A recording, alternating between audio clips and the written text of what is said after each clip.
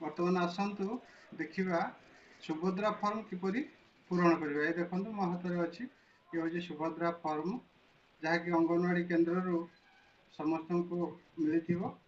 एपटे हूँ प्रथम पत्र, एपटे हूँ देखो द्वितीय पत्र, आउ गोटे पत्र आपन को मिलना जोटा कि हूँ ऑनलाइन रे आपण मैंने जिते सबमिट करेंगे से आउ गोटे पत्र मिल जोटा कि हूँ शेष हूँ आपको देखेबी। यहाँ प्राप्ति स्वीकार पत्र एथरे आप बर्तमान बुझीपर ना शेष आपको बुझेबी। यहाँ देखो ये हूँ सुभद्रा योजनार फॉर्म। ये हूँ प्रथम क विभाग, द्वितीय रही ख विभाग एवं तृतीय रही ग विभाग। सुभद्रा फॉर्म किपरि पूरण हम आपण को संपूर्ण भाव बुझे कहबी। वीडियोटी को स्किप न करी शेष पर्यंत दयाकोरी देखु संपूर्ण बुझीपारे।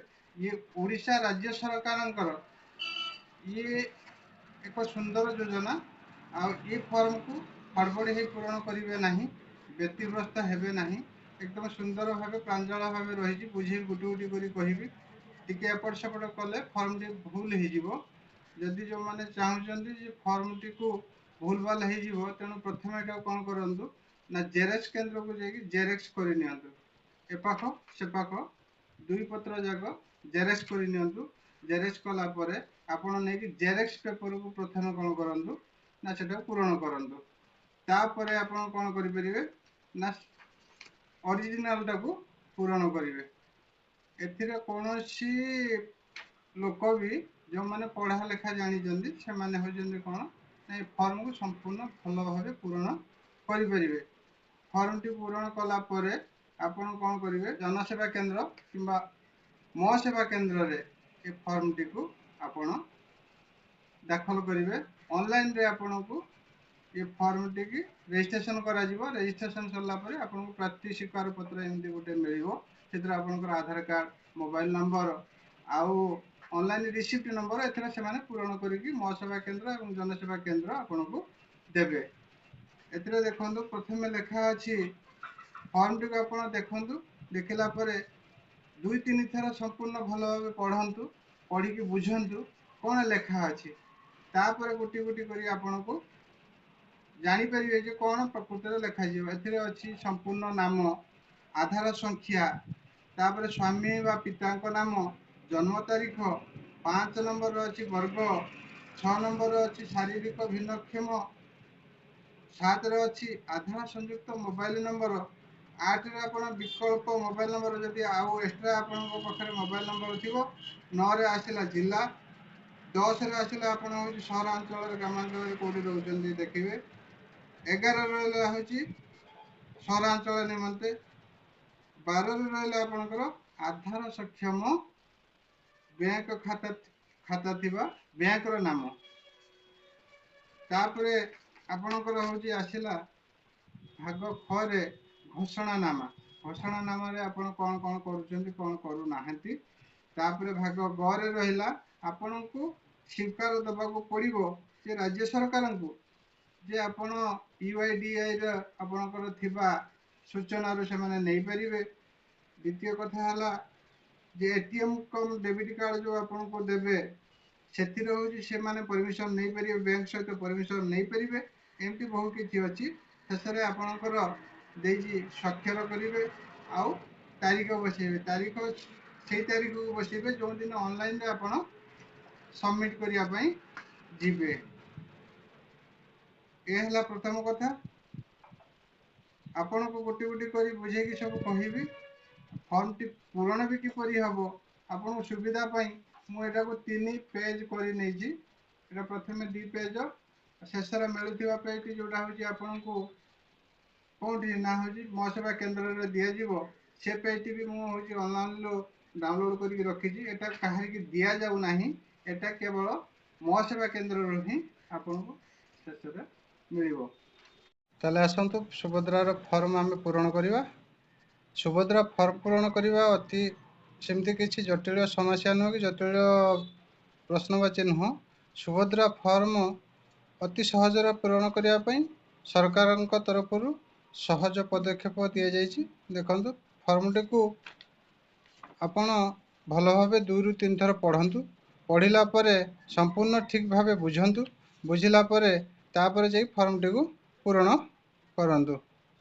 फॉर्म रे प्रथम देखो फॉर्म प्रथम लिखा अछि 1 नंबर रे आधार अनुଯାयी नाम। एठी आपन को गोटे फॉर्म पूरण करके आपन को देखौ जे फॉर्मटी पूरण हेची। ये देखो गोटे फॉर्म मु पूरण करिछि। फॉर्मटी को देखो आपण भी फॉर्मटी को सुंदर भाव पूरण करि परिबे। एतिर कोनोसी डरिबे नहीं, किछि असुविधा नहीं। एथिरे देखंतु एथिरे 1 नंबर अछि जे आपणकर फॉर्मटी देखंतु आपण मोबाइल ठीक ठाक देखा हो नथिबो। फॉर्मटी देखंतु जे संपूर्ण नाम आपण 1 नंबर रे संपूर्ण नाम आधार कार्ड रे जो नामटी अछि से नामटी एथिरे होजी पूरण करंतु। आ मझिरे गोटे स्पेस छाड़िबे कहीं ना प्रथम शब्द लिखिला परे आउ नाम आउ टाइटल मध्य गोटे स्पेस छाड़िबे। प्रथम कथा 1 नंबर गला। 2 नंबर गला आधार संख्या 12टी आधार नंबर अच्छी आधार संख्या अच्छी से 12टी संख्या भितर संपूर्ण 12टी संख्या आधार नंबर दियंतु। अच्छा तृतीय आसला आपणकर स्वामी बा पितांको नाम। स्वामी को नाम आधार रे जहा अच्छी आधार कार्ड रे जहा अच्छी स्वामी को नाम दियंतु मझिरे गोटे स्पेस छाड़ंतु। 4 नंबर रे आपणकर आसुची जन्म तारीख। आधार कार्ड देखंतु जन्म तारीख अच्छी डेट ऑफ बर्थ जोटा आपन कहउजंदी जन्म तारीख दियंतु। 5 नंबर रे अच्छी वर्ग। वर्ग आपणकर आसुची साधारण वर्ग, अनुसूचित जाति, अनुसूचित जनजाति आपण जो वर्ग रे से वर्गटी टिक करंतु। 6 नंबर रे आसुची आपणकर शारीरिक भिन्नक्षम। यदि आपण शारीरिक भिन्नक्षम अटंती ताले हां करिवे, नहले यदि आपण संपूर्ण भल सुस्थ लोक अटंती ताले आपण ना घरे टिक करिवे। तापर 7 नंबर रे आपण देखंतु आसुची 7 नंबर रे आधार संयुक्त मोबाइल नंबर। आधार संयुक्त मोबाइल नंबर आपण प्रत्येक लोकंकर आधार कार्ड रे गोटे मोबाइल नंबर संयुक्त करा जायछि। तेणु से मोबाइल आधार कार्ड रे जो मोबाइल नंबर टी संयुक्त अछि से मोबाइल नंबर टी आपण को दबाकू पड़िबो। 8 नंबर रे अछि आपणकर देखंतु जे विकल्प मोबाइल नंबर। यदि आधार कार्ड रे मोबाइल नंबर व्यतीत आउ जो मोबाइल नंबर टी अछि से विकल्प मोबाइल नंबर टी को दियंतु।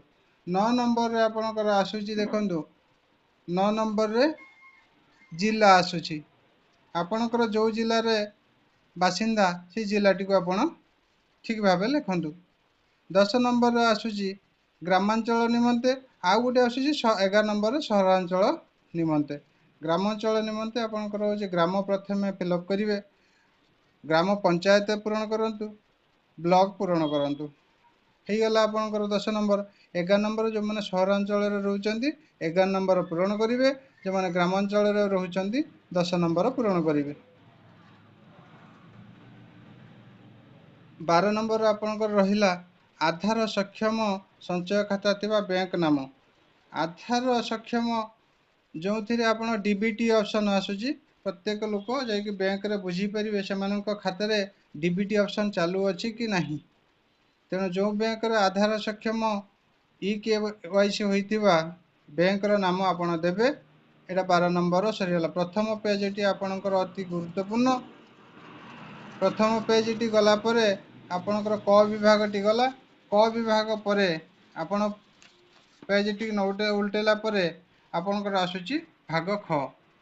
भाग ख रे घोषणा नाम आसुची ना मु एते द्वारा घोषणा करूछि जे पूर्व पृष्ठ रे उल्लेखित तथ्य मोर ज्ञान अनुଯାयी सत्य अटे। आउ कोन मु ज्ञात जे एथिरु कोनोसी मिथ्या प्रमाणित हेले एई आवेदन को प्रत्याख्यान करा जाय पारे एवं आईनगत कठोर कार्यानुष्ठान ग्रहण करा जाय पारे। दयाकरी प्रযোज्य स्थान रे निम्नलिखित टिक चिन्ह मारंतु। तेणु एगुड़ा जो मानकर आधार कार्ड जो मानकर राशन कार्ड अच्छी जो महिला माँ मानकर जो माँ मानकर अच्छी जे राशन कार्ड अच्छी राशन कार्ड धारी संपूर्ण एगुड़ा सब गुड़ाक टिक चिन्ह तांकर एथिर कोनोसी जो ଉପର ଲିଖିତ ଯେତିକି ସବୁ ରହିଛି ତଥ୍ୟ ଏ ଭିତରୁ କାହାରି ପାଖରେ ଏସବୁ ଜିନିଷ ନଥିବ ଯେ ତେଣୁ ସବୁ ଘର ଠିକ୍ ଚିହ୍ନ ମୋଟାମୋଟି ଭାବେ ହେବ। ମୁଁ ଓଡ଼ିଶାର ବାସିନ୍ଦା, ଠିକ୍ ଅଛି, ଏଇଟା ଠିକ୍। 1 ଜୁଲାଇ 2024 ସୁଦ୍ଧା ମୋ ବୟସ 21 ବର୍ଷରୁ ଅଧିକ। ହଁ, ମୋର ଅଧିକ 60 ବର୍ଷରୁ କମ୍, ଏଇଟା ବି ଠିକ୍। ମୁଁ କୌଣସି ରାଜ୍ୟ କିମ୍ବା ରାଜ୍ୟ ସରକାରଙ୍କର ଯୋଜନା ଅଧୀନରେ ମାସିକ 1500 ବା ତଦୁର୍ଦ୍ଧ୍ୱ 18,000 ବର୍ଷକୁ 18,000 ଟଙ୍କା ଅଥବା ତଦୁର୍ଦ୍ଧ୍ୱ ସହାୟତା ରାଶି ପାଉନାହିଁ, ଏଟା ବି ମୁଁ ପାଉନାହିଁ। ଏ ସବୁଗୁଡ଼ାକ ସମ୍ପୂର୍ଣ୍ଣ ପଢ଼ନ୍ତୁ ଏବଂ ଟିକ୍ ଚିହ୍ନ ମାରନ୍ତୁ। ତାପରେ ଆସିଲା ଆପଣଙ୍କର ଭାଗ ଗ। ଭାଗ ଗ ଆପଣଙ୍କର କ'ଣ? ଏହା ବ୍ୟତୀତ ମୁଁ ନିମ୍ନଲିଖିତ ପାଇଁ ସମ୍ମତି ଜଣାଉଛି। ଆପଣଙ୍କ ପାଖରୁ ଏଇ ଯେଉଁ ସହମତି ନିଆଯାଉଛି ଯେ କାହିଁକି ନା ଆଧାର କାର୍ଡ଼ର ତଥ୍ୟ ଗୁଡ଼ିକ ଗୋପନୀୟତା, ୟାକୁ କୌଣସି ସରକାର କିମ୍ବା ଅନ୍ୟ କେହି ଲୋକ ଏଥିରେ ନେବା କଥା ନୁହଁ। ତେଣୁ ଆପଣ ଏ ତଥ୍ୟ ଆପଣ ଯେହେତୁ ଦେଉଛନ୍ତି ଆଧାର କାର୍ଡ଼ ନମ୍ବର ଦେଇକି ତଥ୍ୟ, ମୋ ତଥ୍ୟ ଗୁଡ଼ିକ ଯେ ସରକାରକୁ ଦେବା ପାଇଁ ଆପଣ ହେଉଛି ଏଥିର ଦସ୍ତଖତ କରିବେ। ଯେ ଆପଣଙ୍କ ଯେଉଁ ବ୍ୟାଙ୍କର ଥିବ ATM କମ୍ ଡେବିଟ୍ କାର୍ଡ଼ ଗୋଟେ ଆପଣଙ୍କୁ ମିଳିବ, ସେଇଥିରେ ଆପଣ ଟଙ୍କା ଉଠାଇ ପାରିବେ। ଆଉ ଓଡ଼ିଶା ସରକାରଙ୍କ ଠାରୁ DBT ପ୍ରାପ୍ତ କରିବା ପାଇଁ ଯେଉଁ ବ୍ୟାଙ୍କରେ ଆପଣଙ୍କର ଖାତା ଥିବ, DBT ପ୍ରାପ୍ତ କରିବା ପାଇଁ ଆପଣଙ୍କୁ ଗୋଟେ ପରମିଶନ ସେଥିରେ ସେ ନେଇ ନେବେ। ଏଇଟା ଗଲା ହେଉଛି ପ୍ରଥମ, ଏଇଟା ହେଉଛି କ, ଖ ଏବଂ ଗର ସମ୍ପୂର୍ଣ୍ଣ ସରିଗଲା। ଶେଷରେ ଆପଣ ଏଇଠି କ'ଣ କରିବେ? ନିଜର ଦସ୍ତଖତ, ଆବେଦନକାରୀଙ୍କ ଦସ୍ତଖତ, ଯିଏ ଆବେଦନ କରୁଛନ୍ତି ତାଙ୍କ ଦସ୍ତଖତ କରିବେ। ଆଉ ତାରିଖ, ଯେଉଁ ତାରିଖରେ ଆଜି ସେପ୍ଟେମ୍ବର 4, ଆଜି ପାଖରୁ ଅନଲାଇନ୍ରେ ଆପଣ ଆବେଦନ କରିପାରିବେ। ଆଜି ପାଖରୁ ଅନଲାଇନ୍ରେ ଆବେଦନ ଆରମ୍ଭ ହୋଇଯାଇଛି, ତେଣୁ ଅନଲାଇନ୍ରେ ଆବେଦନ ଆପଣ କରିପାରିବେ। ଆଉ ଏଥିରେ ବ୍ୟସ୍ତ ହେବେନି ଯେ କେଉଁ ଦିନ ଯେ ଆଜି ନହେଲେ କାଲି ହେଇପାରିବ ନାହିଁ। ଏଥିରେ ସରକାରଙ୍କ ତରଫରୁ କୌଣସି ନିର୍ଦ୍ଦିଷ୍ଟ ତାରିଖ ଡେଡ଼ଲାଇନ୍ ହେଇନାହିଁ ଯେ କି ଆଜି ନହେଲେ କାଲି ହେଇପାରିବ ନାହିଁ। ଆଜି ନହେଲେ ଆସନ୍ତା କାଲି ଆବେଦନ କରିପାରିବେ, ନହେଲେ ତା ପରଦିନ ଆବେଦନ କରିବେ। ଏମିତି ସରକାରଙ୍କର ଯେଉଁ ଦିନ, କିନ୍ତୁ 17 ତାରିଖ ପୂର୍ବରୁ ଚେଷ୍ଟା କରିବେ ଏଟାକୁ ଆବେଦନ ଅନଲାଇନ୍ରେ କରିବା ପାଇଁ। ଅନଲାଇନ୍ରେ ଆପଣ ଆବେଦନ କଲା ପରେ ଆପଣଙ୍କୁ ଶେଷରେ ଗୋଟେ ପ୍ରାପ୍ତି ସ୍ୱୀକାର ଏମିତି ପତ୍ରଟିଏ ମିଳିବ। ଏଥିରେ ଦେଖନ୍ତୁ, ଏଇଟା ପ୍ରାପ୍ତି ସ୍ୱୀକାର ଲେଖା ଅଛି। ଏଥିରେ ଆପଣଙ୍କର କ'ଣ ରହିବ ନା ଆବେଦନ ପତ୍ର ଯେଉଁ ଆବେଦନ କରିବେ ତା ରିସିପ୍ଟ ନମ୍ବର ରହିବ, ଆବେଦନ ତାରିଖ ରହିବ, ଆପଣଙ୍କର ଆଧାର କାର୍ଡ଼ ନମ୍ବର ଏଥିରେ ଫିଲ୍ଅପ୍ ହେବ, ଆପଣଙ୍କ ନାଁ ଫିଲ୍ଅପ୍ କରିକି ଏମିତି ଗୋଟେ ରିସିପ୍ଟ ମୋ ସେବା କେନ୍ଦ୍ର କିମ୍ବା ଜନସେବା କେନ୍ଦ୍ରରେ ଯେଉଁଠି ଆବେଦନ କରିବେ ସେଠି ପ୍ରାପ୍ତି ସ୍ୱୀକାର ମିଳିବ ଆପଣଙ୍କୁ। ଆପଣମାନେ ଚିନ୍ତା କରୁଥିବେ ଆମେମାନେ କେଉଁଠି ଆବେଦନ କରିବୁ? ଅଙ୍ଗନବାଡ଼ି ଦିଦିଙ୍କୁ ପଚାରିଲେ ସେ କହିବେ ଆପଣଙ୍କ ପଞ୍ଚାୟତରେ କେଉଁ ଜାଗାରେ ସେଣ୍ଟର କରାଯାଇଛି, କେଉଁମାନେ କେଉଁଠି ଆବେଦନ କରିପାରିବେ, କେଉଁ କେନ୍ଦ୍ରରେ, ଅଙ୍ଗନବାଡ଼ି ଦିଦି ହିଁ କହିପାରିବେ। ତେଣୁ ମୋ ସେବା କେନ୍ଦ୍ର, ଜନସେବା କେନ୍ଦ୍ରରେ ଏସବୁ ଆବେଦନ କରିପାରିବେ, ଅନ୍ୟ କେଉଁଠି ଏସବୁ ଆବେଦନ ହେଇପାରିବ ନାହିଁ। ଏମିତି ଫର୍ମ ଆପଣଙ୍କୁ ଅଛି, ତେଣୁ ଆପଣ ଫର୍ମଟିକୁ ସମ୍ପୂର୍ଣ୍ଣ ଭଲ ଭାବେ ପଢ଼ନ୍ତୁ। ଆଉ ଏଥିରେ କୌଣସି କଟାଯୋଡ଼ା କରିବେ ନାହିଁ। ଆଜି ସେପ୍ଟେମ୍ବର 4, ଆଜି ପାଖରୁ ଅନଲାଇନ୍ରେ ଆବେଦନ ହେଉଛି, ତେଣୁ ଧୀରେ ସୁସ୍ଥେ ଯାଇ ଫର୍ମଟି ପୂରଣ କରି ଆବେଦନ କରନ୍ତୁ।